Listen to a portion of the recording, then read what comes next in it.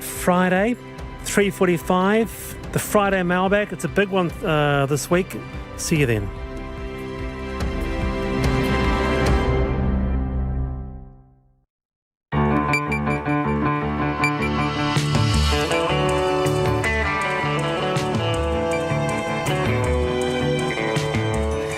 Whakarongo mai koe ki te reo irarangi o Aotearoa. This is Checkpoint on RNZ National. I'm Lisa Owen. E haere aki nei, more of Waikato gets locked down in level 3 as Delta case numbers continue to grow. 29 today, 24 in Auckland, 5 of them in Waikato. We talk to a mayor whose district has just been swept into the COVID zone. How vaccinated is your neighbourhood? A new interactive map shows the best and worst areas for getting the jab. The government expands the trial of rapid antigen COVID tests that could mean shorter stints in MIQ. Some patients are in agony and missing out on rehab after COVID restrictions cut them off from physiotherapists. And across the ditch, New South Wales will be rewarded with a pint at the pub after hitting a vital vaccination target. RNZ News at 5 o'clock. Ngā mihi o te rā. Good afternoon, I'm Sarah Bradley. 3 more districts in the Waikato will move to Alert Level 3 tonight. The border has been extended after 5 more COVID-19 cases were reported in Hamilton and Raglan. Jordan Bond reports. The Alert Level 3 boundary will be extended south to cover the Waitomo, Waipā and Otahanga districts.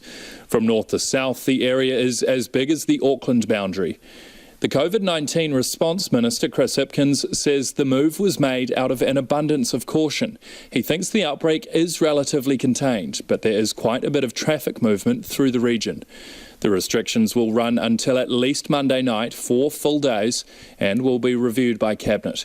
Chris Hipkins also confirmed the Waikato Index case travelled from Hamilton to Auckland and back again. There are 29 new cases of COVID-19 in the community today, 24 of them in Auckland. 7 of the Auckland cases are yet to be linked, while all of the Waikato cases are linked to other people with the virus.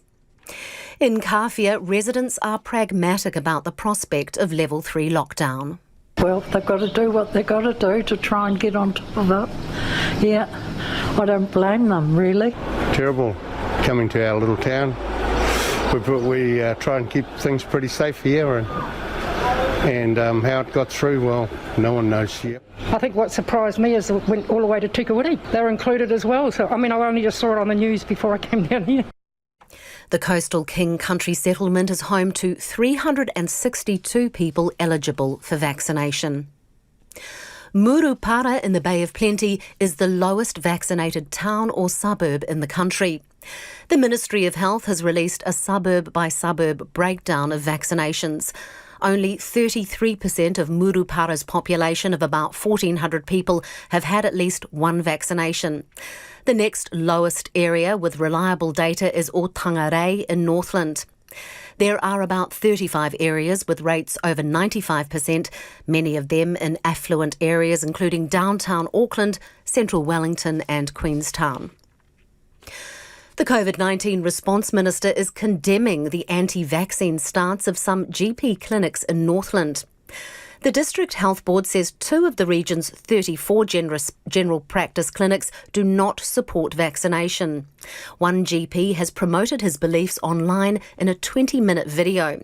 Chris Hipkins says he understands the Medical Council has issued clear guidance on vaccination.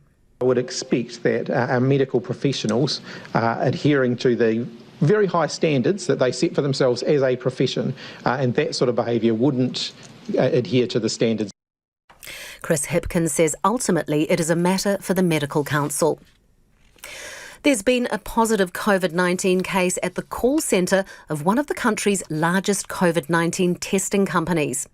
Asia Pacific Healthcare Group does about 1/3 of the country's testing, including surveillance, saliva testing for the border workforce and in MIQ hotels. The positive case is at the company's site in Mount Wellington in Auckland. The call centre is separate from the main laboratory and collection centre. Affected call centre staff are at home, self-isolating, and laboratory operations aren't affected. The lawyer of a mentally ill man wants to see the government make moves on repealing the 3 strikes law. Daniel Clinton Fitzgerald, who was jailed for 7 years under the law for assaulting women, will be resentenced following a majority Supreme Court decision today saying his sentence was excessive. His lawyer, Kevin Preston, says it's a significant decision, but he also wants the law repealed, something Labour indicated it would do last October.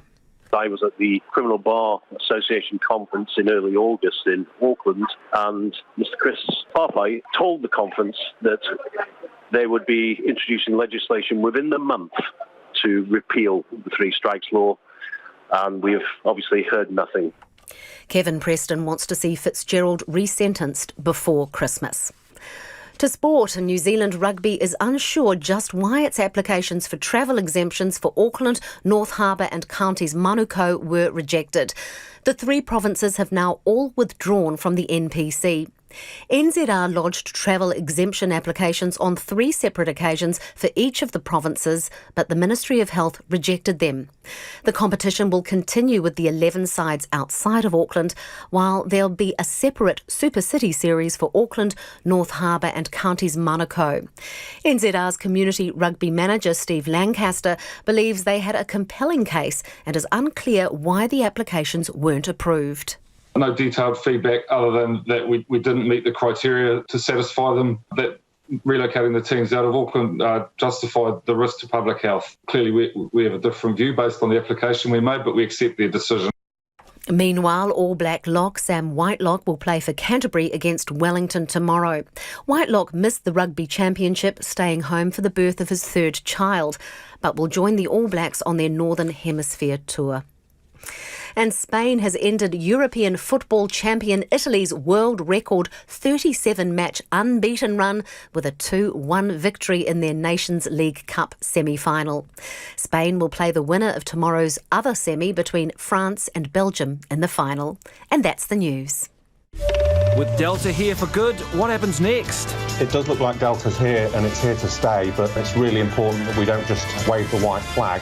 Waikato mongrel mob says there's no evidence there's COVID in its members. I believe the minister's response was driven because of the political narrative being played out by the National Party. And Alaska's Fat Bear Week competition crowns a chunky winner. That is a big bear. And then, of course, last year we had 747, who I still personally think is the fattest bear. All the biggest stories to chew on. Morning Report weekdays from 6 on RNZ National. And we are funded through New Zealand On Air. Now it's time for the short forecast from Met Service to midnight tomorrow.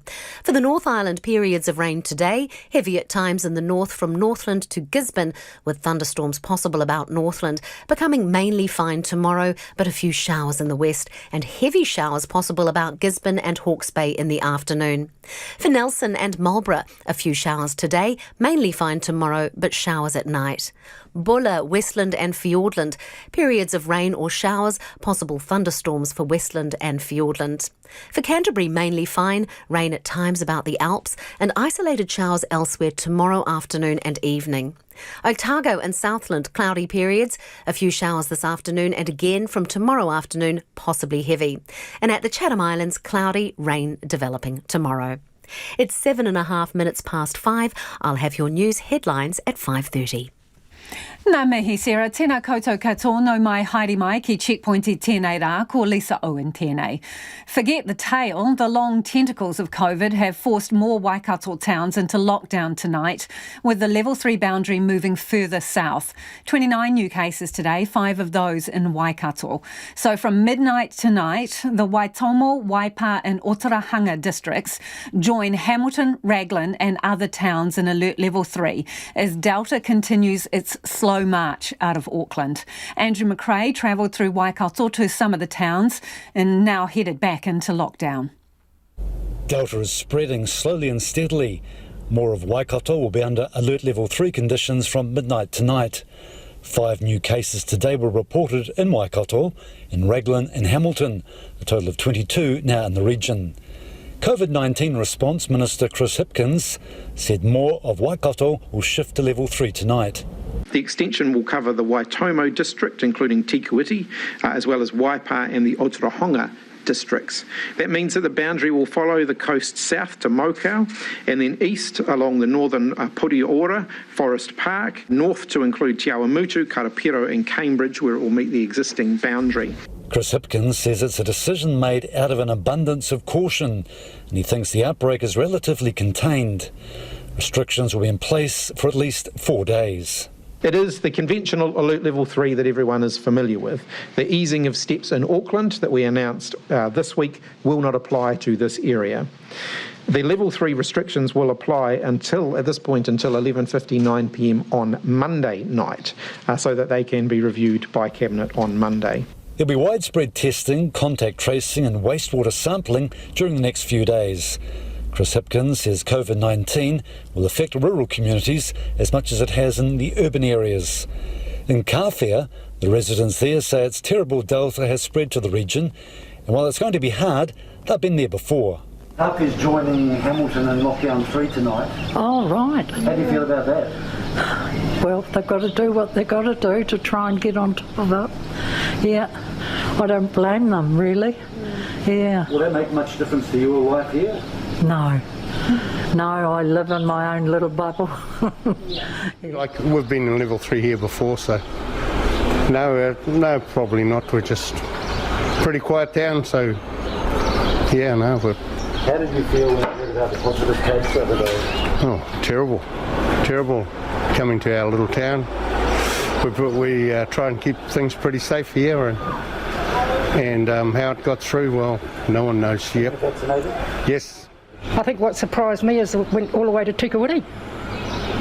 They're included as well, so I only just saw it on the news before I came down here. I feel very hard for me. This small town, when they locked down, we got actually very hard to explain to you. Yeah. Pop-up testing and vaccinations started today in the area. There's testing until Saturday at Makatu Marae and mobile vaccinations at Taharua and Marakopa tomorrow.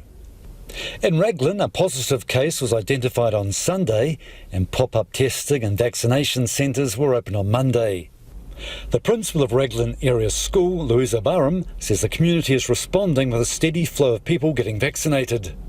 Over the last 2 days, 143 people have been vaccinated.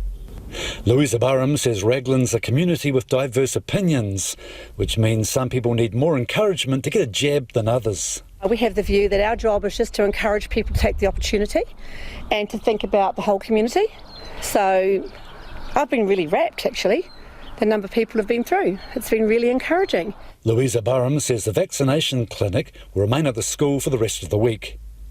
In the main street of Otorohanga in King Country, some people were surprised by the news the town was going back into level 3, but most were supportive of the move. Well, we've got to do whatever needs to be done, don't we? Oh, we're gutted. One daughter that works in Te Amuru was coming home for the weekend and he's just left school and he's moving to Hamilton, so yeah, we're gutted. I don't mind, love, as long as we're safe. Level 3 tonight? I was told level 4 by so many people. No, level 3. Honestly, I'm just heading to town so that I can make sure that I've got things so I can continue to quarantine. It'll be my first alone with my baby, but it's I just want to feel a bit more prepared. I think it's up to individuals to do what is sensible and logical. Ridiculous, really, mate. Just get back to normal again, you get back to level 3 again. Yeah. Changed a lot because I'm waiting for operations on my knees, so it's held me up a lot. There are 29 new cases of COVID-19 in the community today, 24 in Auckland and 5 in Waikato. 7 of the Auckland cases are yet to be linked, while all of the Waikato cases are linked to other people with the virus. It is 12 minutes past 5 and you're with Checkpoint on RNZ National. Kia ora rawatu mo te whakarongo mai e haere ake nei. Coming up, which neighbourhoods have the best and worst vaccination rates? We'll break it down for you. Te Awamutu, Karapiro and Cambridge are included in the new level 3 areas, which are in the Waipā District. Jim Milcrest is the Mayor of Waipa and he joins me now. Jim, this is a bit of a bummer, isn't it? It sure is. We certainly, I suppose, were anticipating it, but it doesn't make it any easier when it happens. When did you hear about it? Just today. At the 1 o'clock, the same time as everybody else did. In terms of the lockdown, you mean? Yes. So you didn't get a prior heads up? You were just sitting there watching the 1 o'clock and then boom, you find yourself in level 3, moving to level 3? Yes, but I would have to say that with the additional cases in Cambridge and at Raglan, and Carfair, I should say, it was anticipated, but we certainly didn't have any notice of it. What does it mean for your district in practical terms? Oh, look, it's a real, I was going to say inconvenience. It's a lot more than an inconvenience to the businesses and the people of the district, and obviously the much wider community, because it goes well beyond Waipa. Now it's into Otaronga and Waipā District. So, look, it's a huge cost to the community, but it's something we've got to do to try and get on top of this virus. How many people from your neck of the woods would cross what is now the boundary for work purposes every day, or just back and forth travelling around the district? Well, I suppose as of midnight tonight, with the boundary being the same, it's probably immaterial. But when we were in level 2 and Hamilton was in level 3, for argument's sake, there would be, I would think, at a guess, 20 to 25% of the workforce crossing backwards and forwards. That was significant, yeah. Yeah. So how do you think policing this is going to go? Well, of course, that's the comment I made yesterday to the Herald, was that it's really difficult to police it once you get a big area like this in the centre of the North Island. There's so many access points in and out of the new area that from a logistical point of view, trying to police the boundary is going to be really difficult. So we're going to have to rely on people using their common sense and doing the right thing. Otherwise, it will spread far and wide. So, Jim, basically, if people want to be tricky, they can. So what is your message to your people? Yeah, well, absolutely. Don't try and beat the system. What we've got to do is make sure we stay at home as much as we can, work from home. If you get any symptoms, flu-like symptoms, go and get tested and just keep the vaccination rate climbing is the only message that we can have. Otherwise, we're going to be like this past Christmas, and we want to get back to as relatively normal as we can. Past Christmas, Jim, do you really think it could be that bad? Oh, well, look, we're in and out at the moment. Auckland's already had nearly 8 weeks of it, and it's not showing any signs of getting under control. So it's likely to be heading into the summer anyway. You mentioned vaccination there. Your district, Waipa's doing pretty well compared to some of your neighbours. Are you worried about some of your neighbours, though? Because they have some pretty low rates in terms of your other neighbouring districts, whereas you've got, I see from the table that we've got here, Waipā District, 77% have had their first dose, so you're doing all right, but not everyone who's rubbing shoulders with you is doing so well. What do you think of that?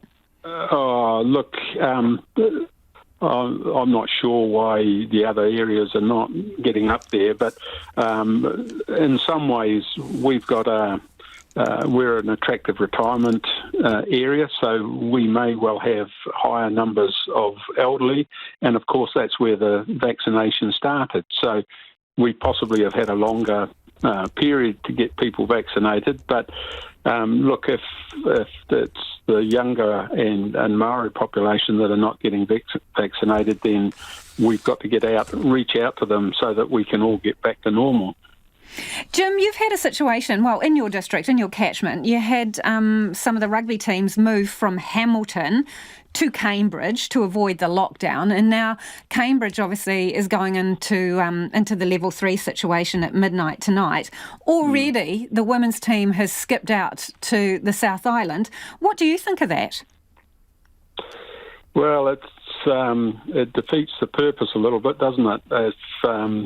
I know that they probably acted completely within the rules, but if there's any risk that they have contracted the disease, then moving around the country just ahead of lockdowns isn't really sensible. So maybe follow the rules, but what about the spirit, the community spirit that should be attached to a request like this? Well, that's exactly what it is, isn't it? It's the spirit of the lockdown. Appreciate your time this evening, Jim. Thanks for joining us. That is Jim Milcrest, who is the Mayor of Waipā. And, his district has been caught up as the move to extend the level 3 restrictions kicks in at midnight this evening. It is 19 minutes past 5. Kia amo tonu mai. Stay with us. You're listening to Checkpoint on RNZ National. Meanwhile, as Delta continues to spread, the drive to fully vaccinate New Zealanders has also accelerated, with people now being urged to get their jabs 3 weeks apart. Late this afternoon, the Ministry of Health released an Excel spreadsheet showing a breakdown of vaccinated people in every suburb of the country. Our reporter Nick Trubridge has been poring over the numbers and joins us now live from College Hill in Auckland, where it appears to be absolutely hosing down, Nick. Nick, tell us what you know from having a look at these numbers. Yeah, it's hosing down all right, Lisa. Well, let's get into the numbers first of all. What they show is vaccine rates per 1,000 people. As you just pointed out, I'm in central Auckland at College Hill, to be exact. This area is primo when it comes to vaccination rates. It's dark blue, and dark blue in this data is good. It's right up around 950 people vaccinated for every 1,000 people. Areas of Auckland which aren't so good, Lisa. Let's get into some of them. Well, the first, Barrier Islands, perhaps surprisingly, on the outskirts of the Hauraki Gulf. Not great numbers there. And other places where there aren't great numbers, well, some of those places where the vaccination push has been really focused. Auckland South, Manukau DHB area. We're talking places like Clendon Park, we're talking places like Randwick Park, as well as places like Whitty and Otara, Lisa. And you've been out and about speaking to people today about this. What are they saying? Yeah, we've been out and about really for the last couple of weeks talking to people, particularly down around that county's Manukau area where, as I said, there's been a real push for vaccination. What are people saying? Well, there's still a little bit of confusion around wait times between vaccines. So some people are thinking, well, I still have to wait my 6 weeks. That is, of course, even though the government has now said, no, 3 weeks is fine. If you wait 3 weeks, you can go and get your second jab. Other things people are saying, I mean, it's simply, I don't know what's in it. I'm worried about the vaccine. Maybe education, Lisa, is a bit of an issue still. I've even had comments from people, things as serious as, well, I would rather lose my job than take the vaccination. So certainly a lot more work still to be done with people like that. And you've talked about the Auckland areas, you know, the ones that are doing well, the ones that aren't doing as well. What about the rest of the country? How's it looking? Yeah, rest of the country, Lisa, is, I mean, it's, again, most places are that sort of darker colour blue up to really dark blue, which is, of course, is really good. Some places that aren't doing as good or as well around the rest of the country, Lisa. Northland, particularly far north, areas in the far north, areas around Hokianga as well. Places like the Bay of Plenty. Interestingly, 3 of the worst vaccinated places are in Bay of Plenty. Another 3 of the worst vaccinated places are in Northland. And Bay of Plenty, Murupara. Not a good area. Ironically, the Prime Minister there today, seeing how things were going, well, vaccination rates there certainly need to lift. There's a little patch just inland from Greymouth on the west coast, which is also struggling a little bit as well. As for places that are doing well around the rest of the country, well, Queenstown, excellent. You guys are tops. You're dark blue, which of course is up around that 950 mark out of 100. Other places that are doing well, Nelson, beautiful Nelson, sunny Nelson, vaccination rates right up there. Not so sunny in Auckland though, Nick. Thanks for taking one for the team. That is Nick Trubridge joining us live from central Auckland there in the absolute pouring rain. If you were listening rather than watching, you can barely see the Sky Tower in the background. Now, Nick mentioned Murupara and very poor vaccination rates there. We'll have more on that after 6. And if you're interested in that map, there's an interactive map. We're going to link to it on our Facebook page and our website. Homai o whakaaro, we'd love your feedback on that one. Nō reira anei na kaupapa mo te hōtaka nei. Couple of things, the new lockdown areas, so the spread of level 3's gone wider in Waikato. What do you make of that? Is your district now in that area? And the vaccination rates, any surprises in there for you? Pātui mai, text me 2101, tweet us at Checkpoint RNZ, or you can email checkpoint@rnz.co.nz. New South Wales has hit the milestone of 70% of people over 16 now fully vaccinated. The new Premier, Dominic Perrottet, is already focusing on the economic recovery as the state prepares to emerge from lockdown. From Monday, all retail, pubs, gyms and restaurants will reopen to fully vaccinated people. And as the ABC's David Sparks reports, the Sydney suburbs hit hardest by the outbreak can't wait. I'm here on the main street of Belmore in southwest Sydney. It's a vibrant shopping strip here, and today the sun is shining and people are pretty happy that the state's hit 70% double vaccinated. Oh, fantastic. Awesome result, and really proud of everyone in the state, and as a community we've really stepped up. Southwest is, a lot of the construction and that was locked down for many weeks, and a lot of working blue-collar workers come from this area. So, effectively everybody has to put food on the table, and the vaccines became available, so I think everybody rushed out to get them. I think that's really fantastic. Obviously, it's been a really difficult time for everybody, and I think the sooner we can become more normal, the better. One of the people who's been working hard to get shots into arms around here is Belmore pharmacist William Demian. Oh, it's very pleasing, the fact that we've, vaccinated so many of our community, and it's good to see, obviously, that the vaccination numbers are rising. So we've been flat chat, so we've been very busy, vaccinating. Now we received the Moderna vaccine, which has sort of given people the opportunity of another option. Due to the amount of cases that were, I guess, in this area, it sort of gave people a bit more awareness to, obviously go and get the vaccine, and it sort of led to the good results, I guess. Some of the new freedoms coming in for double-vaxxed people on Monday include being allowed to have up to 5 visitors at home, and hospitality venues can reopen with tight restrictions. But much bigger steps out of the lockdown will come at 80%. New South Wales is likely to hit that mark in 2 or 3 weeks. When that happens, community sports clubs will be allowed to get back into action. Susie Borton is president of the Belmore Eagles Football Club. She says they're planning for that big moment. For us, it's very exciting to be able to get onto that field, even if it is just some intra-club, just within our own club, maybe playing some night games. We get to 80%, that's a possibility, that would be very exciting. I think all the parents and all the kids need to get out and they need to reconnect. Those games, maybe intra-club, whatever it is, do you think you'll try and do that straight away when you can? I would not do anything unless, number one, we followed all the health advice and the advice from the council, and safely. We went through this, our protocols last year were exceptionally stringent to get on the field last year after last year's lockdown. If it means we can get out and play and the kids can play, and that's most important to me, is that the kids are getting out and they're reconnecting, especially with them having been home from school and from their friends for so long. We had a committee meeting last week, we've got another one tonight. I've already emailed the council asking a whole bunch of questions today. So, we're already looking to the future as quick as we can. That's Susie Borton from the Belmore Eagles Football Club, ending that report from David Sparks. Patients who are unable to see physios because of strict alert level rules are being left in agony and without proper rehabilitation, according to a group of physiotherapists desperate to see people in person. Under the current Auckland rules, they can't have face-to-face contact with patients, even though other medical professionals can, because they aren't considered an essential service. And that's unlikely to change, according to the government's new 3-step pathway to reduce restrictions. That would see public pools and shopping malls open before physiotherapists can. A petition's been launched in a bid to change that, and physio Patrick Ping joins me now. Kia ora, Patrick. Why do you reckon you should be an essential service? Kia ora. Thanks for your time.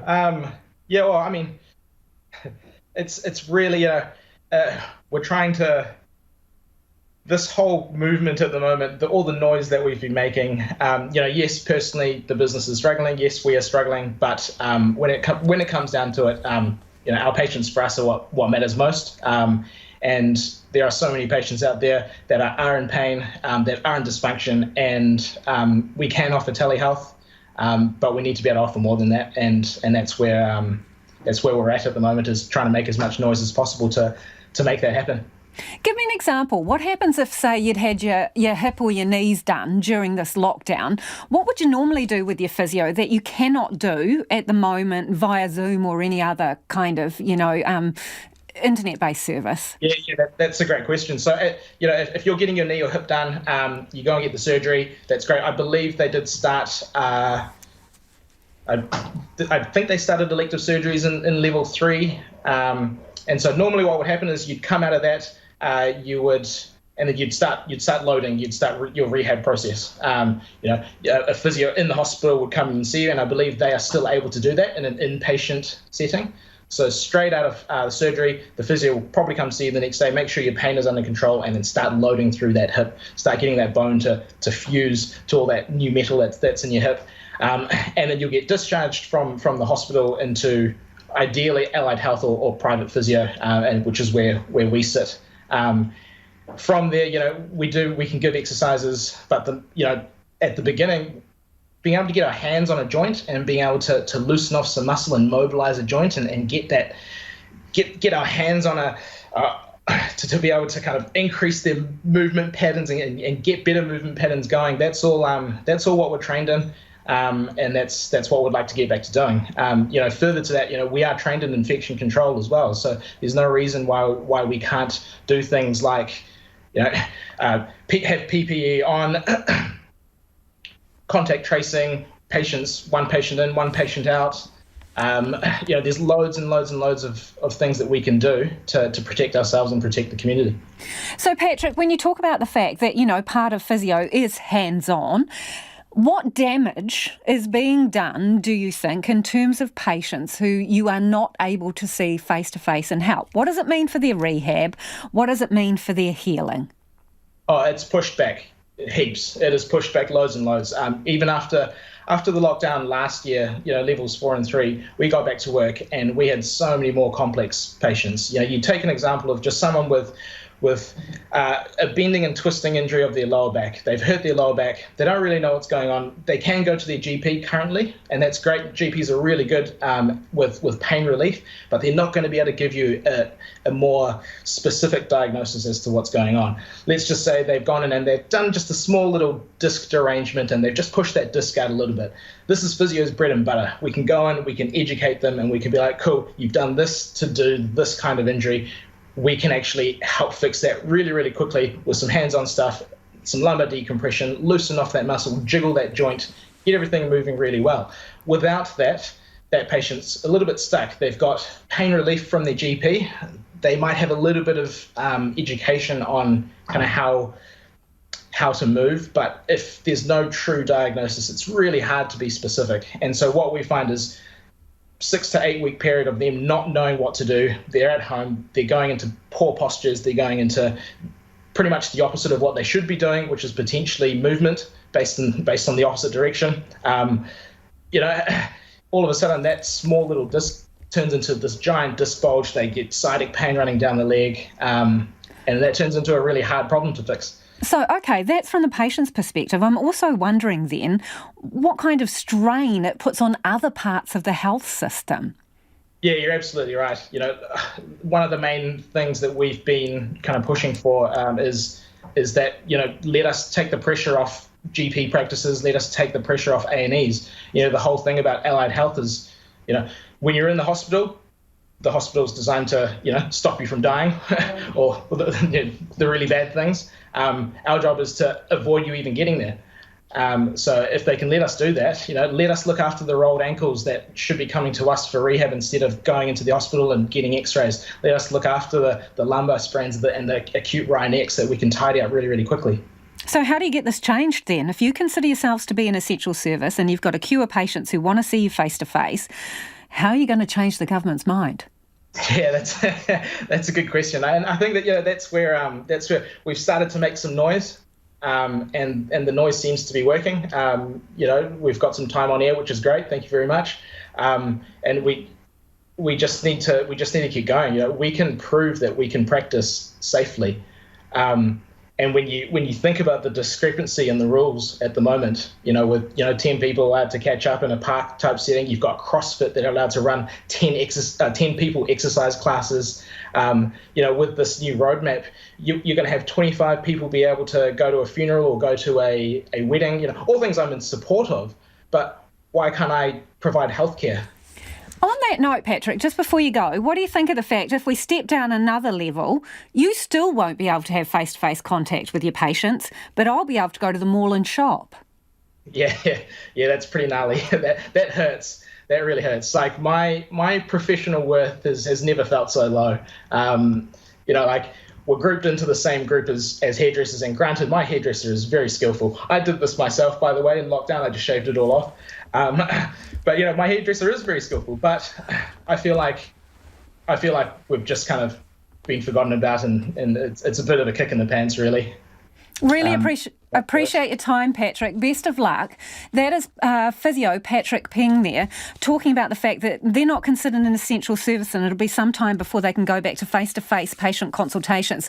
Let me know what you think of that. Are you waiting in the queue for an appointment face-to-face with a physio, and what are the implications of that for you? Text us on 2101 or tweet us at Checkpoint RNZ.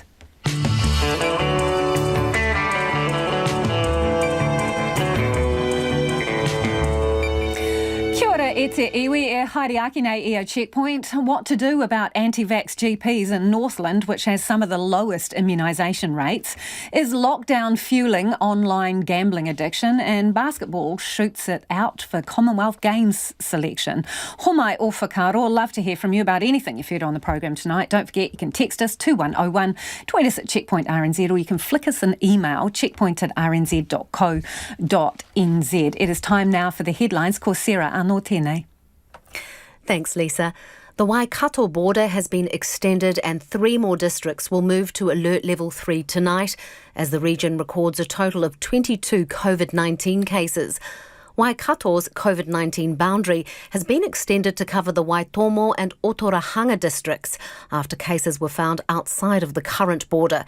From midnight tonight, that region will be under Alert Level 3. Meanwhile, the COVID-19 response minister is condemning the anti-vaccine stance of some GP clinics in Northland. The District Health Board says 2 of the region's 34 general practice clinics do not support vaccination. One GP has promoted his beliefs online in a 20-minute video. Chris Hipkins says he understands the Medical Council has issued clear guidance on vaccination.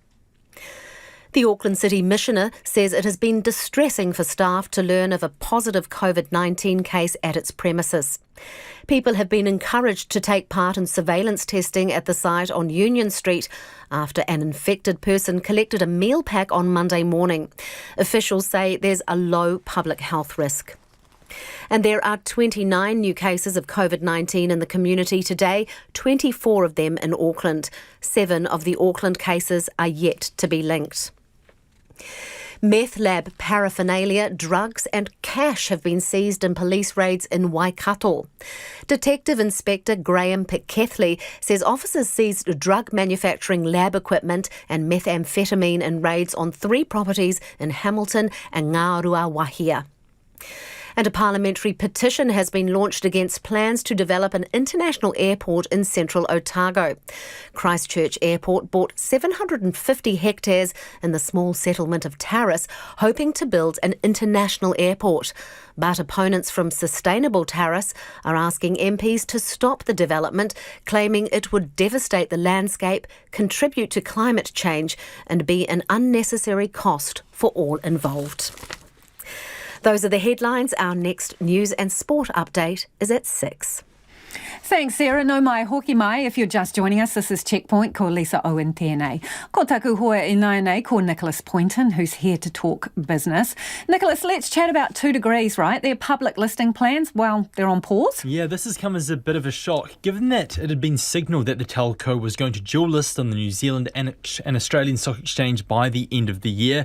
Things appeared to be quite far along in that process, with the firm revealing its new board of directors should it list last week. You don't bother to do that sort of thing unless you're pretty serious about doing this. But early this morning we had word from a 2 degrees spokesperson that these plans had been put on hold. And about an hour ago, the company's majority shareholder, Trilogy International, made an announcement to the Toronto Stock Exchange confirming that this possible IPO plan has been put on pause as it was considering an alternative transaction with another party. And that other party is widely believed to be the broadband company Orcon, formerly known known as Vocus. It owns a number of broadband operations, such as Slingshot, the titular Orcon, and Stuff Fibre. Orcon itself was due to list on the NZX later this year, and that's also been put on hold because of this potential merger. Now, we reached out to Orcon's CEO today about the speculation. He declined to comment. A merger of the two telcos would bring together 2 Degrees' mobile services with the broadband operations of Orcon. And that's expected to give it about a market share of about 20%.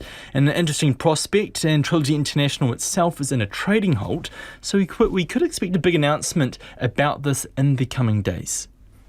And Nicholas, who's in trouble with the FMA now? Yeah, the FMA has ordered local property investment firm Duval Group to take down a number of advertisements it made on social media because it says these ads were likely to deceive or mislead investors. It says Duval's messaging about its mortgage fund in a video that was shared on social media breached provisions in the law because it gave people the impression that investing in this fund had, quote, the best of both worlds. That is the holy pairing of high returns and low risk. However, the FMA says such financial products like the one that was being advertised are inherently risky. The advertisements also claimed there were no fees, but the FMA says upon closer inspection, they show that Duval claims 100% of the profits made above the fixed 10% return that's paid to investors, which the FMA says is essentially a performance fee that's not disclosed in the adverts. So the FMA, they've ordered this company to take down its ads, and it's complied.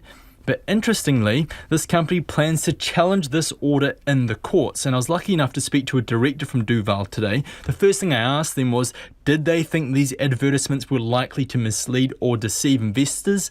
They said no. We asked them to explain why. They wouldn't say. They said that risk is deep and complex, and it would be subject to the legal appeal it's planning to file against the FMA. So we will wait and watch this space with a lot of interest. And what's been going on the markets today, Nicholas? The NZX is down 62 points to 13,105. The dollar is trading at 69.2 US cents and 95 Australian. Thanks, Nicholas. Nicholas Poynton there with Business. The COVID-19 Response Minister has denounced anti-vax GPs, but says it's up to the Medical Council to deal with them. Chris Hipkins' statements come after RNZ revealed 2 Northland GP clinics do not support vaccinations. The region has one of the lowest vaccination rates in the country, and a weak positive test result is under investigation there. Sam Molly reports from Whangarei. One of Northland's anti-vax GPs posted a 20-minute video online about his beliefs 4 months ago, but he is still practising, his medical council registration intact for now. Chris Hipkins was asked today whether that was okay. Look, that is ultimately a matter for the Medical Council, but yes, I would expect that our medical professionals are adhering to the very high standards that they set for themselves as a profession, and that sort of behaviour wouldn't adhere to the standards that they have set for themselves as a profession.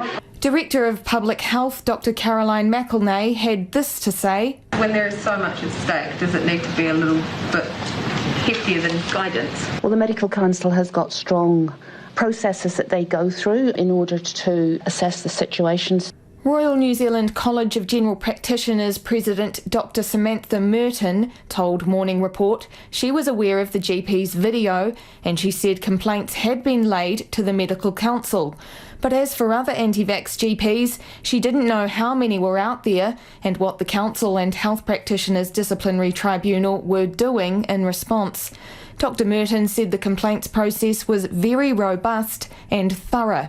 As members of all the medical services across the country, we trust the Medical Council because we know that they do the job properly when someone is mentioned to them. Meanwhile, the New Zealand Doctors Speaking Out with Science group is calling on people to share their anti-vax petition. The group says it has close to 35,000 signatures. It has been pushed by a few dozen doctors from around the country, including Whangarei anti-vax GPs Dr Damien Wojcik, the man from Northland Environmental Health who made the online video speech, and Dr Rupert Scott, who runs Horizon Health. Neither practice would comment to RNZ. Just across the car park from Dr Scott's office is Ratha Family Health. a GP practice that is offering vaccinations. There, Dr. Paula Matheson was visibly upset about vaccination rates in Te Tai Tokero. I'm terrified about the consequences of the low vaccination rates in our city, how it will impact upon general practice. I'm working at capacity without any viruses being around, and the thought of being flooded with additional work just fills me with dread. She is most concerned for those who cannot get vaccinated or choose not to. I grieve for the patients I may lose. I grieve for the people who will be really, really unwell and not be able to look after their loved ones. So most importantly, I grieve for the potential harm that my patients are going to come to, and that really hurts. Whangarei residents said they were uncomfortable about GPs discouraging vaccination in town. I don't know how that even happens, to be honest, being doctors, but I'd say it's concerning. They have a responsibility as a medical professional to actually have an evidence base for what they're saying. They shouldn't be abusing the platform that they have. They're in the profession where they should be encouraging people to be safe and make life safe for everyone else. One resident, Sue McGee, said vaccine opposition had been a challenge within her own family. I just could not believe that they would tart to my gene pool, because I thought it's the most natural thing in the world, and we've all been vaccinated over the years. Yes. And your family? Yeah, the family. She remains hopeful her loved ones' attitudes will change. But I still keep telling them every week, go get vaccinated. And 88-year-old Bill McGee had a message for anyone who is hesitant. We don't put these things out for a joke. It's to save lives. That's the main thing. And everybody in New Zealand, even the kids under, say, 10 or 12, have the injection and don't worry about it. A message he hopes his fellow New Zealanders will hear. Well, you are all blowing up the feedback machine with your comments about physios. This is the interview we did earlier. Physios can't do face-to-face consultations or manipulations. They can only deal with their patients over, well, internet and the like. And a lot of you are not happy about it. This person says, when I did my back working as an intensive care nurse, it was a physio that cured me, gave me advice that helped me prevent further injuries. Also, their input greatly speeds recovery, getting people out of intensive care and hospital and back into work. What nonsense denying this care. Who decided this? Another person with a lengthy bit of feedback, but here's bits of it, says it's absolutely ridiculous that physiotherapists are not able to see patients.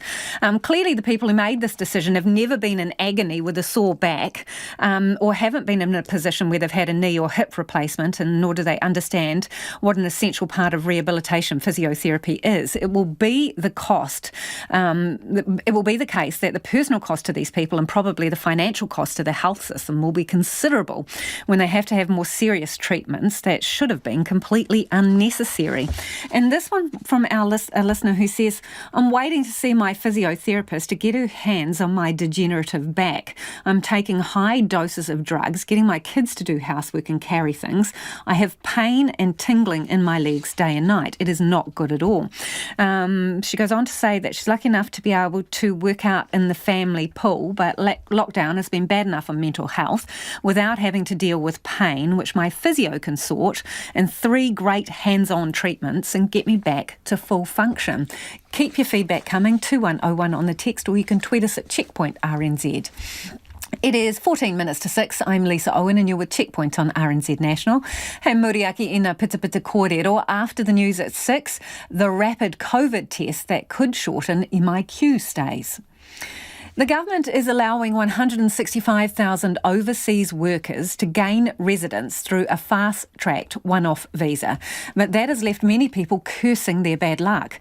Some were not on the right visa on the right day or are still working for New Zealand companies but are out of the country. Jill Bonnet reports. Juliana Hoy Sankara is finishing her PhD in flood risk management and has been offered a job as an environmental planner. She got a New Zealand scholarship of about $100,000 to study, and her husband is an architectural technician. But neither of them qualify for the one-off residence visa, and they're not alone. Unfortunately, I think New Zealand can lose a lot of good people. We do love New Zealand, but we will need to consider other options if there is no way to get residency here. She says the government has left those excluded from the one-off visa with no idea how or when skilled migrant residents will reopen. Li Shuangxi from China worked in hospitality in the South Island for 4 years, but went back to college last November to become an early childhood education teacher. She feels cheated that the decision to invest in retraining in a skill shortage field has cost her a fast-track path to residence, as it means she's not on a work visa. I spent all the tuition fee here during the pandemic, and now I've been punished. If I just carry on my job, working as a receptionist, or maybe I can just be a dishwasher somewhere in a restaurant, I will be granted for a residency visa this time. Other people were unlucky with the dates, including one man in the country for 11 years, whose work visa expired days before the announcement. About 20,000 people have signed an online petition since Thursday, calling for the residence criteria to be reconsidered. Immigration advisor Brandon Han says it's not logical to penalise people who are upskilling themselves. And he says the estimated 5,000 post-study work visa holders stuck overseas find they can't qualify to settle permanently, while their classmates will be residents by the end of next year. They are now suffering discriminatory treatment as they missed out on this cake, once-in-a-life opportunity to settle in New Zealand with their valuable knowledge obtained in New Zealand as well. Are we trashing their tertiary qualifications simply because they took an unfortunate holiday overseas last summer? Sonu Pival is one of those graduates locked out of the residence visas by the border, although he wasn't on holiday. He finished his Masters in Electrical and Electronic Engineering in 2018 in Auckland and had been working in managed isolation facilities until his parents fell seriously ill with COVID in India in December. He rushed home to Mumbai, but couldn't get back afterwards. Because of this pandemic, you see, everything, went upside down. There is no any clear decision, especially on the migrants or stuck offshore. So we want government to at least, look after us, take some decisions, because it's already been more than 18 months. As the clock runs down on their temporary visas, Sonu Pival says if they can't be considered for residence, they would at least ask the government extends their working rights when the borders reopen. And those graduates who feel particularly aggrieved are still working remotely for New Zealand companies, paying taxes here and on valid visas while locked out of the country and its new residence policy. Immigration Minister Chris Faafoi said in a statement people who are not eligible for the new residence pathway will need to explore other options to stay in New Zealand permanently. And he says the government is not currently intending to extend post-study work visas for those overseas. Concern is growing that prolonged lockdowns are causing an increase in online gambling within Pacific communities.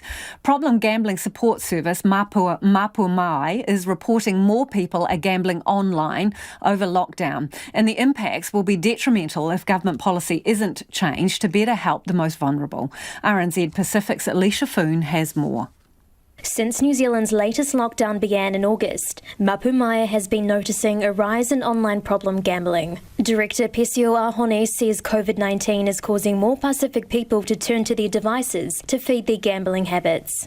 She says there's been a spike in 20 to 30-year-old Pacific men seeking counselling to help them quit. We started hearing that they were gambling online.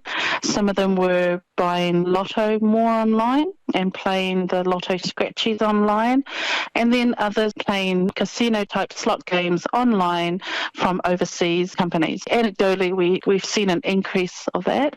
Physio says boredom, isolation, loneliness and desperation are driving people to take up the online gambling habit, and she's worried about the long-term impacts. Anecdotally, we're seeing it in the front line. As lockdowns continue and as people are more and more isolated, we are going to see the online gambling spending increase. We are going to see online gambling harm increase, and we are going to see more and more fallout from it in terms of an increase in mental health, social impacts of jobs, families, relationships, domestic violence. Minister for Pacific Peoples Aupito Williams-Seo says people with a lower socio-economic position often turn to gambling. And if they went and spent $20 down the poker machine, they'll get $200 back.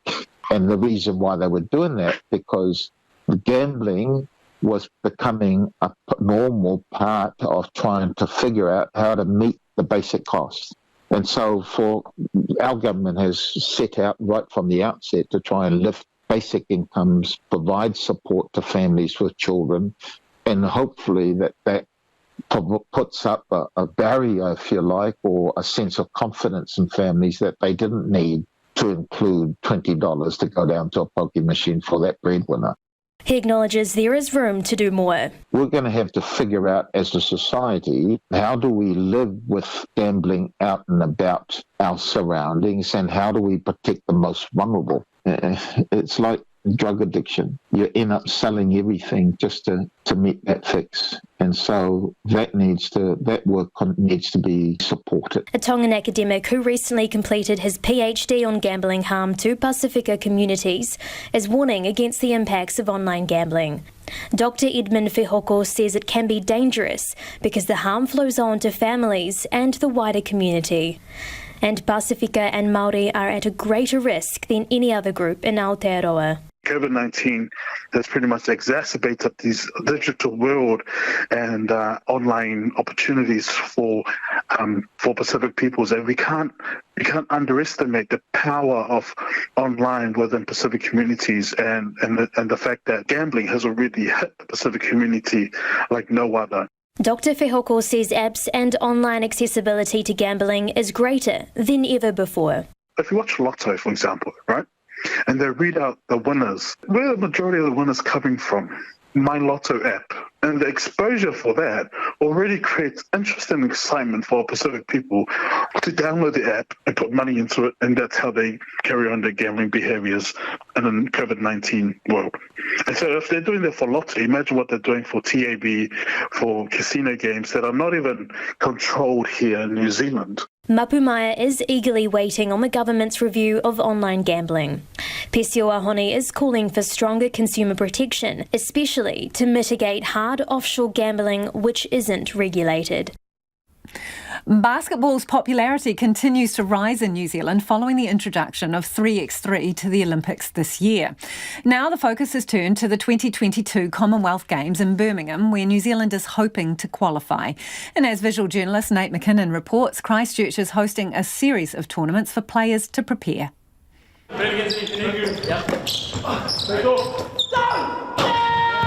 It may look and sound like basketball, but this is 3x3. And in case you didn't catch any at the Olympics, here's New Zealand men's 3x3 head coach Pete Van Hasselt with a quick refresher. So 3x3 is a form of basketball. It's just been introduced to the Olympics, and it's called a race to 21 points. So it's a little bit different than normal basketball. It's only played on a half court. The point scoring system is 2 points for an outside shot and one point for an inside shot. And like I said, the first team to get 21 or if 10 minutes comes up, then it's over. Tall Blacks and Canterbury Rams guard Taylor Britt is enjoying the change of pace that comes with playing 3-on-3. It's a lot more fast, it's a whole different game, like the way you play it. It's a lot of just shoot threes because it means so much being double. You kind of don't want to just get 21 layups. It's a lot more draining. So yeah, just shoot as many threes as you can and kind of let the other team sometimes get layups so you can get easy threes type thing. It's a lot of strategy. Last weekend, Christchurch played host to 2 tournaments for men and women's 3x3 teams, and this weekend it's more of the same. So for this tournament at the weekend we have 12 men's teams, including mainly from Christchurch, but also teams from Otago and Nelson. And we also have a New Zealand select team that'll have a couple of players from outside of Christchurch. So unfortunately no one's allowed to come from Auckland because of the COVID restrictions, but we've been getting this rolling, and we had a really good tournament with some really strong players last weekend. 18-year-old Christ College star Joshua Book is hoping to improve on last weekend's result. Looking to hopefully win it this time. We lost in the finals last time against NZ Select, who are very strong, but hopefully we can pull that out this time. Josh is the son of Tall Blacks centre Ed Book, who is part of the historic Tall Blacks team that finished 4th at the 2002 World Championships. He believes his father would have been keen to give 3x3 a go if it was around when he was still playing. I definitely think he would have liked to, just because he can shoot the 3 ball, so definitely would have tried it out, I think. The goal of these tournaments is to identify players for the national teams and earn country points which contribute to qualifying for the Commonwealth Games in Birmingham next year. Obviously it's the first time that 3x3 is at the Commonwealth Games, so it's a bit of a new adventure for everybody. Canada is very highly rated.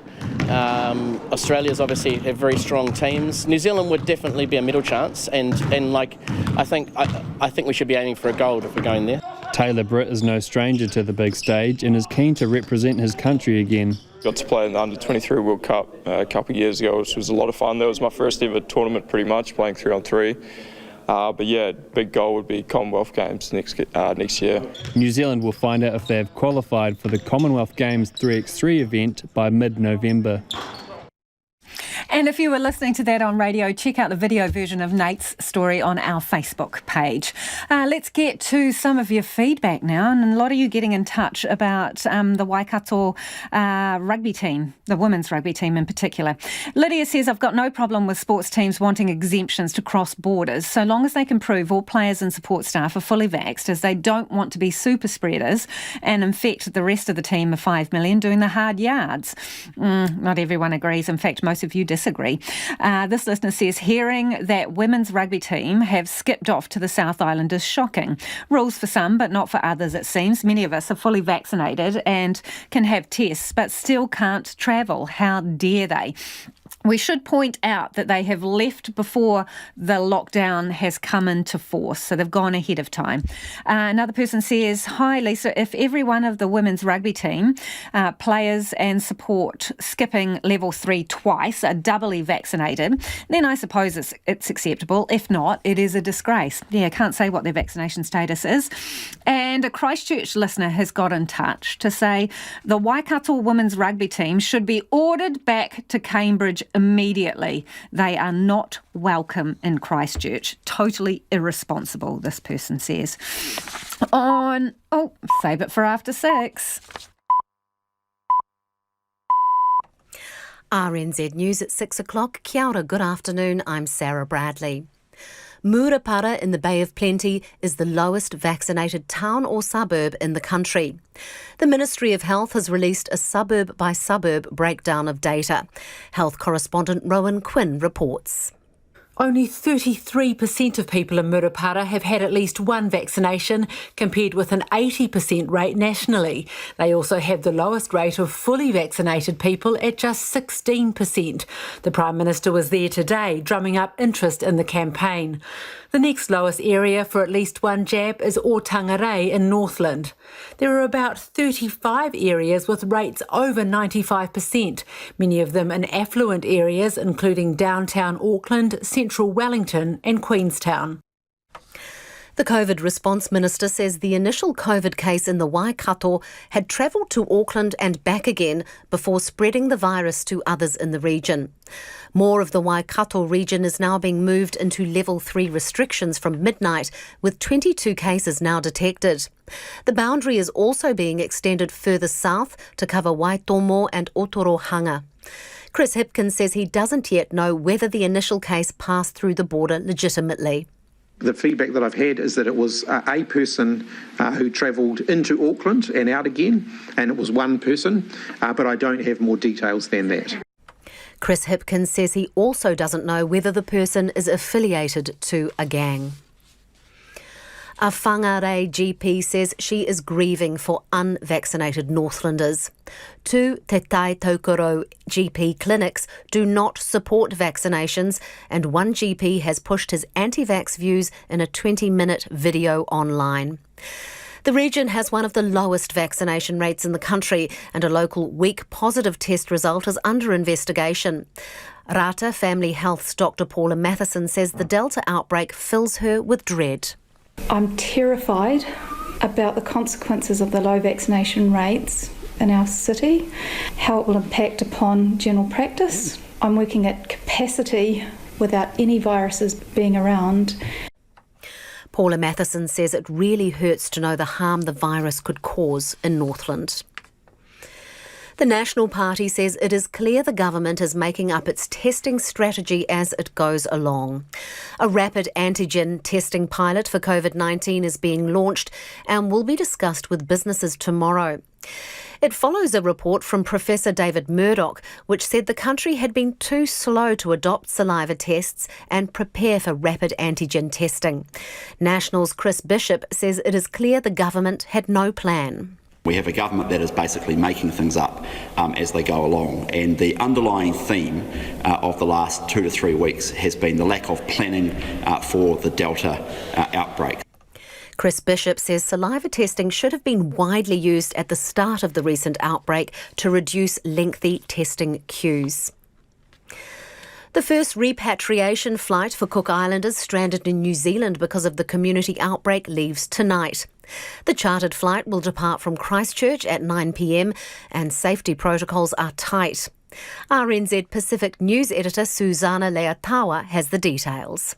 The Cook Islands remains COVID-free, and while 90 passengers are booked to fly, the final number travelling won't be confirmed until all COVID-19 tests are received.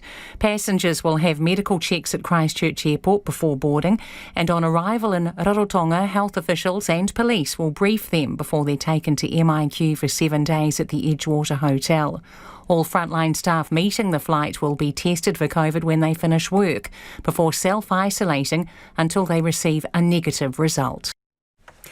Migrants have been left cursing their bad luck after finding they were not on the right visa on the right day to qualify for a one-off residence visa.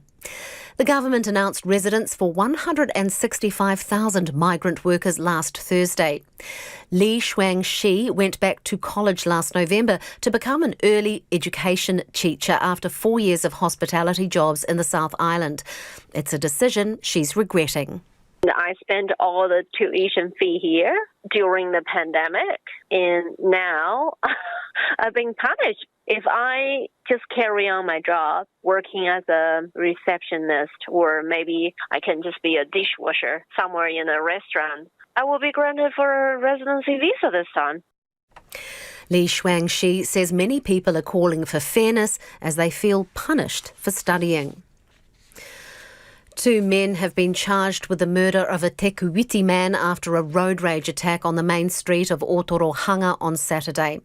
The men, aged 30 and 38, are due to appear in Hamilton District Court tomorrow.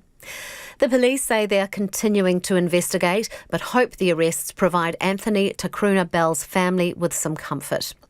Detective Inspector Graham Pitcatley thanked all people who came forward with information. The police still want to hear from anyone with videos of the incident or dash cam footage filmed between Te Awamutu and Otorohanga on Saturday night. To sport, and the Waikato women's rugby team have flown into Christchurch 24 hours ahead of schedule to ensure they can play in Saturday's Farah Palmer Cup Premiership final. The team was due to fly to Christchurch tomorrow, but with the Waikato COVID-19 Alert Level 3 boundary extending at 11:59 p.m. tonight, the side left early. Earlier in the week, the Hamilton-based players and staff were relocated to Cambridge to avoid the Level 3 lockdown in the city.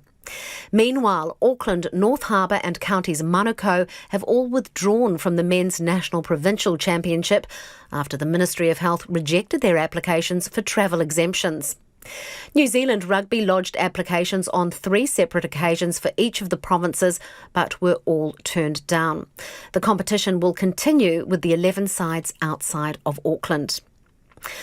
A furious Tyson Fury has vowed to knock out Deontay Wilder when the pair fight for the 3rd time in Las Vegas this weekend, with Fury's WBC heavyweight title on the line. Wilder suffered a technical knockout loss to Fury a year and a half ago after their first fight was drawn. The American then made a string of bizarre excuses for the loss and insisted Fury cheated, and has stuck by his claims, much to Fury's anger. What it tells me is that it's a weak, mental little person who I'm going to knock spark out on Saturday night. I beat him the first time after 3 years out the ring. I absolutely obliterated him in the rematch. And in this 3rd fight, I just see much more the same. And that's the news. To tonight on Nights, Leo Shep joins us for another Toxic Talk. This evening's toxin, MDMA, also known as ecstasy. Denver Grinnell explains what makes Halloween a classic horror movie. He also recommends a few other books and films that are perfect viewing for October 31st or reading. And Andrew Learmonth is on the line from Scotland, where there's a shortage of truck drivers. Will the turkeys get through this Christmas? Find out on Nights with me, Brian Crump, after the news at 7 on RNZ National. Time now for the short forecast from Met Service to midnight tomorrow. For the North Island, periods of rain today, heavy at times in the north from Northland to Gisborne, with thunderstorms possible about Northland, becoming mainly fine tomorrow, but a few showers in the west, and heavy showers possible about Gisborne and Hawke's Bay in the afternoon. Nelson and Marlborough, a few showers today, mainly fine tomorrow, but showers at night. For Buller, Westland and Fiordland, periods of rain or showers, possible thunderstorms for Westland and Fiordland. Canterbury, mainly fine, rain at times about the Alps, and isolated showers elsewhere tomorrow afternoon and evening. For Otago and Southland, cloudy periods, a few showers this afternoon and again from tomorrow afternoon, possibly heavy. And for the Chatham Islands, cloudy and rain developing tomorrow. You're listening to RNZ National. It's coming up to 9 minutes past 6. We'll have news headlines at 6:30. Kia ora rā e ho, no mai hoki mai. This is Checkpoint, ko Lisa Owen tēnei. The Ministry of Health has released an Excel spreadsheet showing a breakdown of vaccinated people in every suburb of the country in a bid to get more people to get their first and second jabs. Colour-coded graphs of the country on the Ministry's website show the areas with the highest vaccination rates, measuring an uptake per 1,000 people in dark blue. Auckland's CBD comes out on top, followed by suburbs including Otahuhu, Newmarket, Forest Hill, Mount Eden, Ormiston, Point Chevalier, Sandringham and Green Lane, where more than 90% of the population have had at least one Pfizer vaccine. Bottom of the list in Auckland are the county's Manukau suburbs of Papakura, Wattle Downs, Otara, Mangere and Clendon Park. In Papakura, just 65% of people have had their first dose and only 35% their second. Waiheke and Great Barrier Islands have low vaccination rates. Elsewhere in the country, central Queenstown, Nelson, Blenheim, Timaru, Irongate in the Hawke's Bay, Eastbourne, Kandala, Karori, Hutt Central and the Chatham Islands all fare well. At least 90% have received their first dose. Northland does not fare well, particularly the far north and the Hokianga. But it's the small Bay of Plenty town of Murupara that takes the wooden spoon for vaccine uptake. A breakdown showing vaccination rates by suburbs show that only about a third of the town's population have been jabbed so far. It might explain why the Prime Minister made a flying visit to the town she once called home. But work is being done on the ground to increase the uptake there. Robert Jenner's the operations manager for Te Ika Whenua Ho'ora, which is helping to run the vaccine clinic in Murupara. Tēnā koe, Robert. Are you surprised by the fact you're at the bottom of the list, basically? Oh, not really. Reasons why is that the government's been focusing mainly on the bigger areas, and so we're just slowly catching up. So how long's your clinic, or how many days has your clinic been doing vaccinations for? So we've only just started over the last month and a half. And so why has the run been left so late? Maybe over there the focus was around the big centres before they actually come to places like Murupara. So what's being done to kind of encourage people? Oh, we've got out, we're sending the message out to encourage people over there to be vaccinated. A lot of the reasons why is that our Murupara used to be a thriving place over there for jobs. Now it doesn't have a lot of those jobs now. Now a lot of our people have to go out from Murupara to different places to work. So the encouragement over there is for them to get vaccinated out of Murupara. So, I know that a lot of people involved in forestry around that area, Robert, they work long hours, so I imagine getting back into town and getting to the clinic might be a bit tough for them, some of them. Yeah, well, forestry, like I said, forestry used to be big, but forestry isn't one of the main things for Murupara anymore. So a lot of them having to travel all the way out to kiwifruits to do kiwifruit. Okay, so I know the Prime Minister was down in your area today. Did you get a chance to talk to her? Oh, frankly, because there was a number of services that were helping out on the day, which was Te Puna o Mātātua and Ngāti Manawa.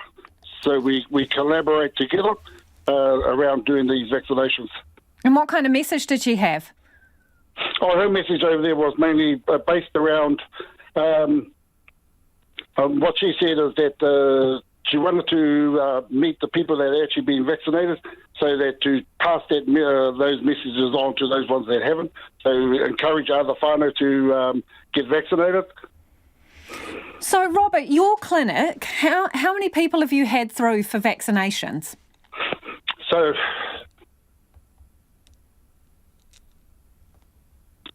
I can only give you a rough amount.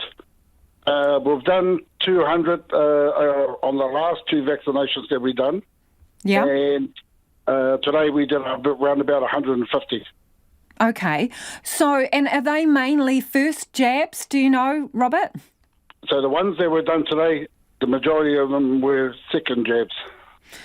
What's the deal with the clinic? Do you have enough resources? You know, if you're going to be pushing more people through for vaccinations, have you got enough vaccinators? Have you got all the equipment you need? What's the situation? Well, the beauty about this is that we don't actually do the vaccination itself. We actually set it up. Yep. So we have Te Puna Ora o Mātātua. They come across and they do all the vaccinations. So there's a group of us. So the hauora set up just for people to drive through alongside Te Runga o Ngāti Manawa. So both of us do that, and then all the vaccination is done through Te Puna o Mātātua. And the reason for that, they have their RNs. So, Robert, I'm wondering, do you need to get a minimum number of people through the clinics for a vaccination for it to keep operating? Oh, yes. So 30 is about a number over there for vaccinations to be done. But we have over the last 2 vaccinations, so we've had about 120, so that's quite good. Do you need anything, Robert, to encourage people through the door? What needs to happen to get those numbers? Because, you know, everybody likes a bit of competition. In Murupara, you don't want to be at the bottom of the heap. So how do you get more people through the door? What do you need? Well, all we can do is just encourage them over there to be vaccinated, and that's about all we can do. And we've always said to people, it's a choice. But, I mean, make sure you read up. If you're not quite sure, ask a person that has actually been vaccinated before, and hopefully over there that'll give a lot of your answers over there to be vaccinated. So do you mainly think, Robert, that it's logistics, you know, work, getting on with family life, putting food on the table, busy with other things that's stopping people getting vaccinated, or is it something else, Robert? Well, all I can say is that a lot of our people work out of Murupara, and the long hours there to travel out and then come back. You know, if you got up at 5 o'clock in the morning, you're going to work, you come back at around about 5 or to 7 o'clock, you know, you're just tired, and then you got to do that right through the whole week. So we have the time over there to be vaccinated. So you don't think it's vaccine hesitancy as such? No, I don't think so. Yeah. I think it's still... well, we hope that places like the kiwifruit, where they're going to do the kiwifruit, do have vaccination sites over there, so people can be vaccinated. Yeah. So, are you working with industries to try and make that available to get on-site vaccination for workers to make stuff easier? Well, that'll be something over there where, like I said over there, we've only just started, so hopefully, we can. Start having those discussions. Hey, so Robert, have you had your second vaccination? Are you fully vaccinated? Oh, yes, I had mine today. The second one today? Yep.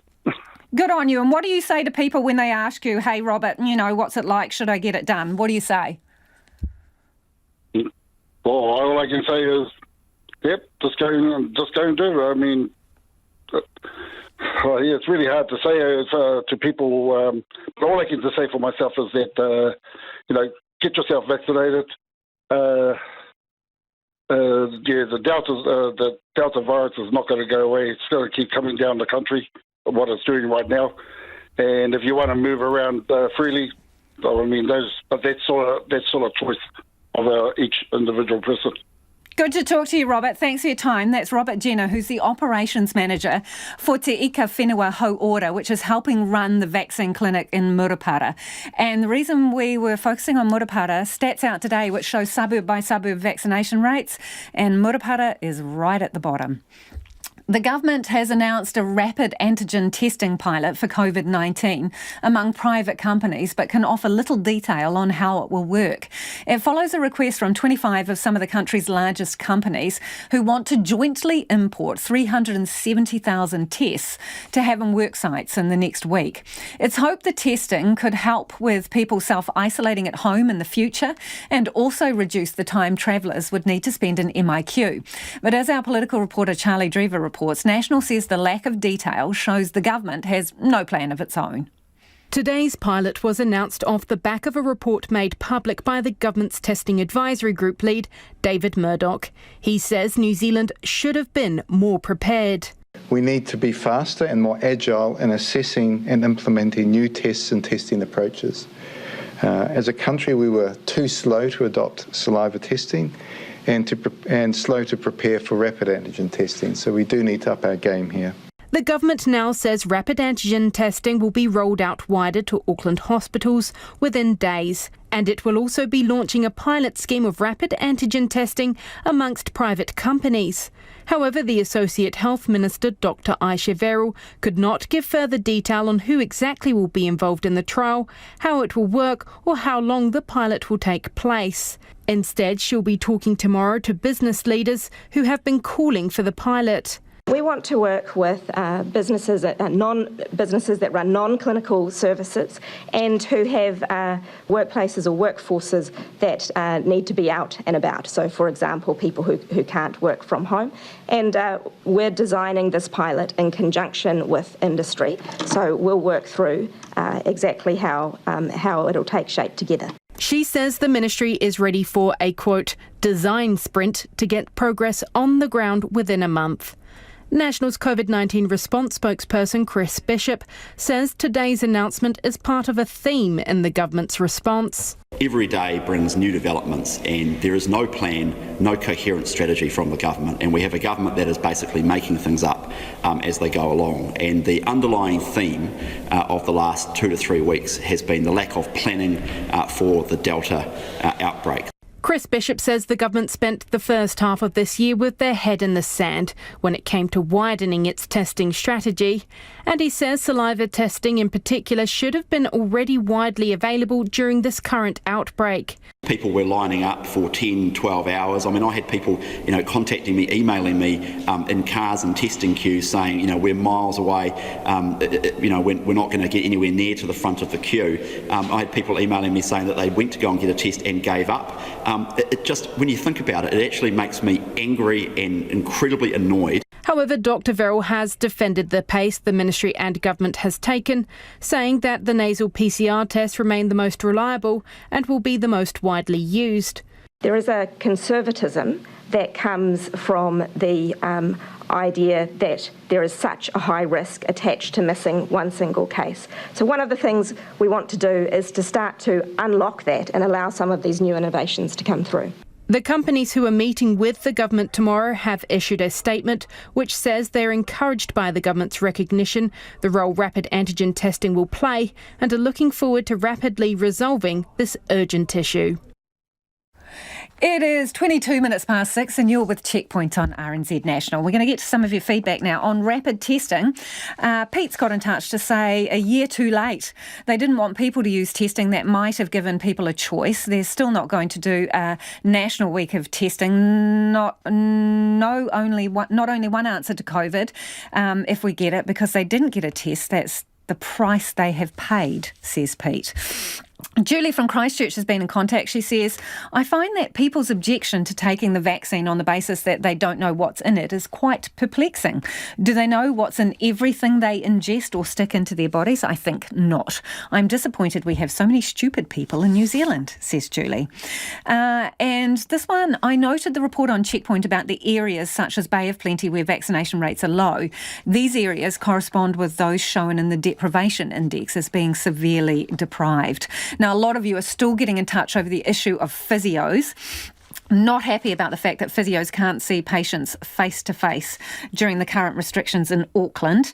This listener says, once again, I'm not at all surprised with the government's appalling decision to say physiotherapists are not essential workers. Help. Totally irresponsible. Another listener says, my daughter's currently experiencing a severe pain flare due to endometriosis. She can't get access to her specialist pelvic physio because of the current restrictions, and she may not be able to for weeks. I'm completely in support of physios being allowed to offer life-changing therapy. The long-term implications for physical and mental health due to chronic pain are underestimated. And another one, the mind boggles, Lisa. Sports teams can travel overseas and now to South Island, yet physios cannot do the final healing with people who have suffered enough. And another one that says there's not going to be a long-term health damage from not getting a haircut, but there might be from not being able to see a physiotherapist, osteopath or chiropractor. Very poor government decision. Thank you all for your feedback. Pacific sports stars are lending their hands to mass vaccination events in Auckland to get more youth and young adults vaccinated. The Rally Your Village initiative has wrapped up at Auckland's Vodafone Event Centre with more than 7,000 people immunised over 6 days. More events in the community are being organised, and former All Black flanker Bradley Meeker are among the sports stars making calls to encourage the unvaccinated to get a jab. Tali Anderson has more.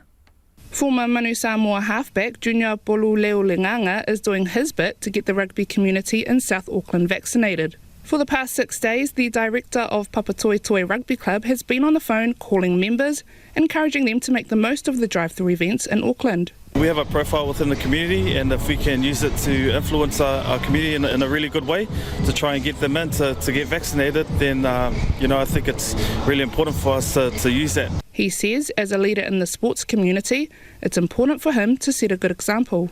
I think it's really important that we try and set a really good example and send that message through to get our people vaccinated in South Auckland.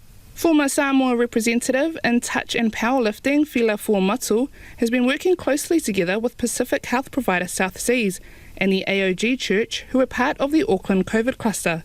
Fuamatu, who works for the South Auckland NGO, The Cause Collective, says working collectively is providing feedback in the best way to approach Pacific communities. A crisis management team was created, and it was the community that actually brought the system together to work in a way that would get them receiving the services and the care that they needed. She says she's proud of what's been achieved so far.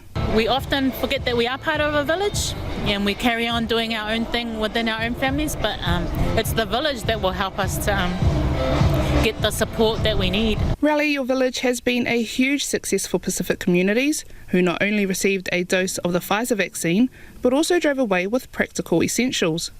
Former Samoa Women's International Cynthia Ta'ala-Timaloa has been helping pack food parcels.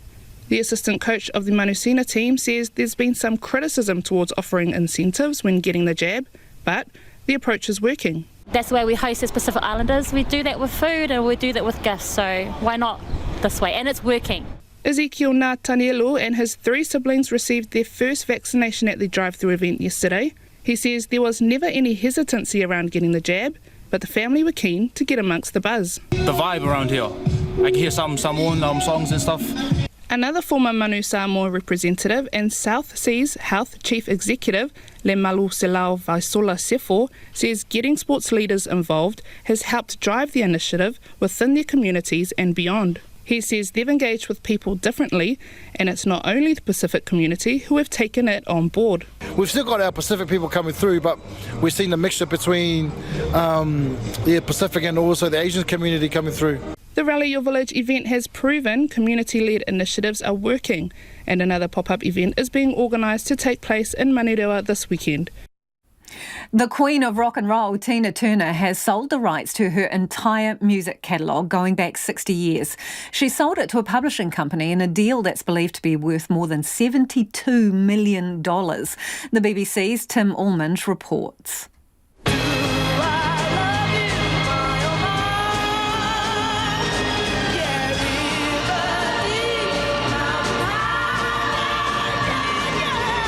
Tina Turner isn't just a singer, she's an icon.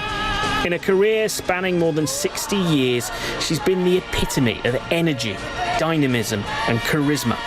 But now, at the age of 81, she's decided to cash in on her back catalogue. In a statement, she said, "Like any artist, the protection of my life's work, my musical inheritance, is something personal.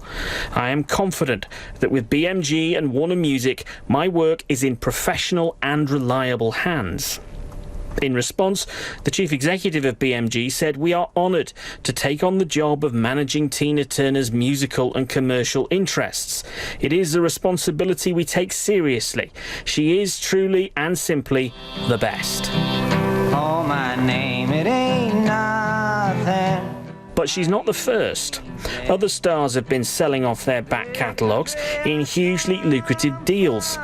Last year, Universal Music Group paid Bob Dylan somewhere in the region of $400 million for the rights to his entire songbook. And earlier this year, Neil Young received around $150 million for a 50% share of his music. BMG say they hope to introduce Tina Turner to new audiences, particularly on streaming and social media platforms like TikTok.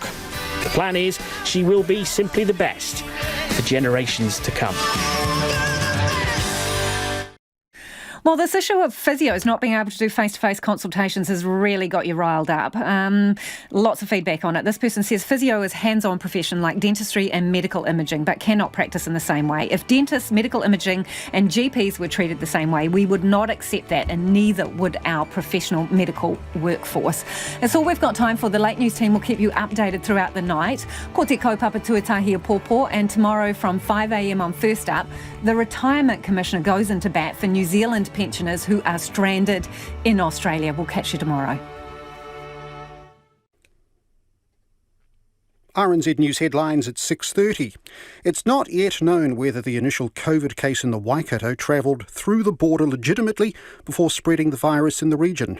Waikato